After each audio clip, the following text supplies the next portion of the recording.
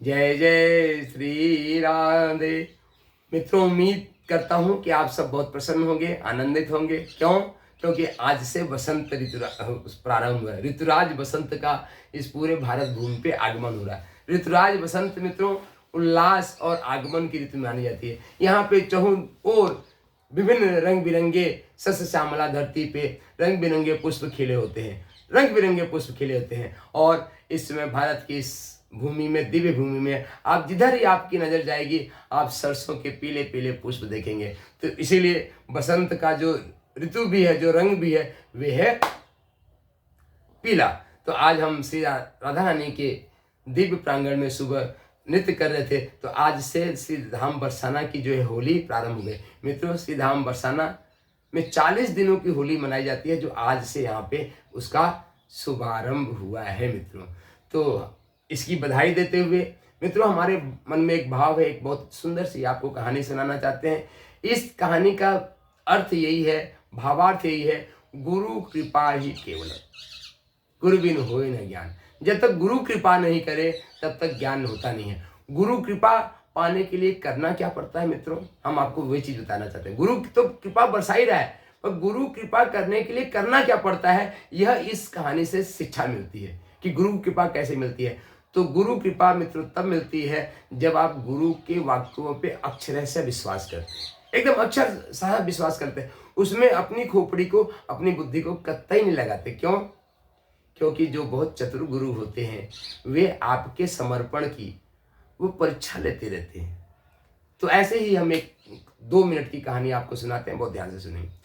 एक समय की बात है कि एक गुरु अपने 5-6 शिष्यों के साथ जो है वे कहीं पे रुके हुए थे, किसी की झोपड़िया में, और उनके साथ 5-6-7 शिष्य थे।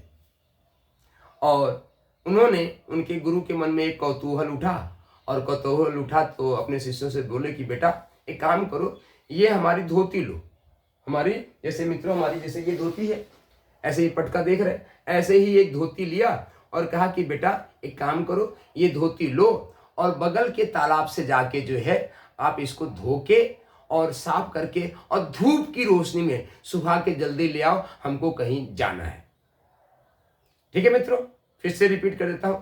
गुरु ने अपने सभी शिष्यों को सामूहिक रूप से बोला कि बच्चों ये धोती लो, बगल की तालाब में जाओ, इसको धुलाई करो और धूप में सुखा के जो है उसको ले आओ, हमको कहीं जाना है, हम लोग कहीं चलेंगे। सारे शिष्यों ने विभिन्न प्रकार की किंतु परंतु प्रश्न लगाए, और उसमें से एक शिष्य ने कहा, सदगुरुदेव भगवान जैसी आपकी आज्ञा। उसने धोती उठाई, गया बगल के तालाब में, उसने बढ़िया से धुलाई किया और धुला करके धूप की रोशनी में बिछा दिया और सूख गया, और 10 मिनट के अंदर वह जो है धोती लेके वापस आ गया और सदगुरुदेव भगवान को हाथ में रख के, सदगुरुदेव भगवान लीजिए आपकी धोती को मैंने धुल दिया। और जैसे ही सदगुरुदेव भगवान ने उस धोती को देखा मित्रों, तो क्या हुआ, तब जो है सदगुरुदेव भगवान ने कहा कि बेटा एक बार बाहर जाके देख के आओ तो कैसा मौसम है। जब वह शिष्य बाहर गया तो देख रहा है कि एकदम घनघोरी अंधेरी रात है और झमाझम जो है मूसलाधार बारिश हो रही है। कल्पना कीजिए मित्रों, जब गुरुदेव की आज्ञा पे वो बाहर गया दोबारा देखने के लिए कि जो है एकदम घनघोरी काली रात है और झमाझम मूसलाधार बारिश हो रही है।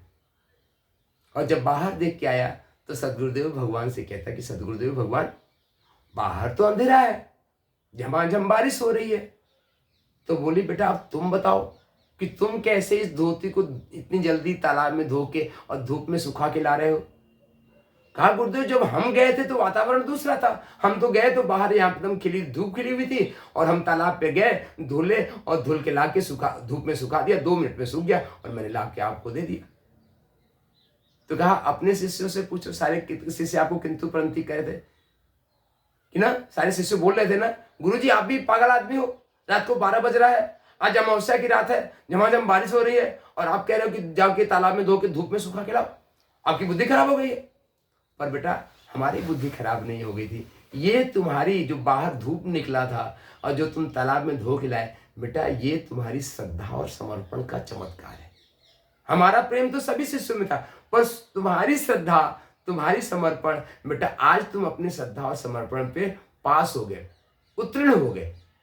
जाओ बेटा, हम तुमको आशीर्वाद दें, चिरंजीवी भव, चिरंजीवी भव, यशस्वी भव, ऐसा जो है गुरुदेव आज्ञा करते हैं। अरे तो मित्रों, इस कहानी के माध्यम से मेरा भी यही निवेदन है कि गुरु के वाक्यों पे पूरा पूरा हमको चिंतन करना चाहिए, पूरा जो है श्रद्धा विश्वास रखना चाहिए और अपने समर्पण पर खरा उतरना चाहिए।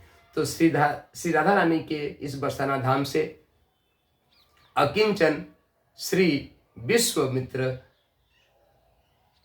श्री है ना, आपको आपके मंगलमय जीवन के लिए, आपके जीवन के सभी तमस मिटे, अंधकार मिटे, आपके जीवन में प्रकाश का आविर्भाव हो, प्रकाश आए, आपका जीवन सुख शांति और आनंद से भर जाए, यही मंगल प्रार्थना, मंगल कामना करते हुए बहुत बहुत है। यदि आपको मित्रों यह वीडियो पसंद आया हो तो इसको लाइक करें, अधिक से अधिक लोगों तक शेयर करें और चैनल को सब्सक्राइब करें, ताकि इसी तरह की कहानी मित्रों आपको इस चैनल पे हजारों इस तरीके की कहानियां सुनने को मिलेंगी आने वाले भविष्य में। और तो आप सब्सक्राइब अवश्य करें, साथ ही आप जो है अपने कमेंट्स, अपने विचार में जरूर दें। तो जय जय श्री राधे, शक्ति शंभु जय सिया राम, शक्ति शंभु जय सिया राम।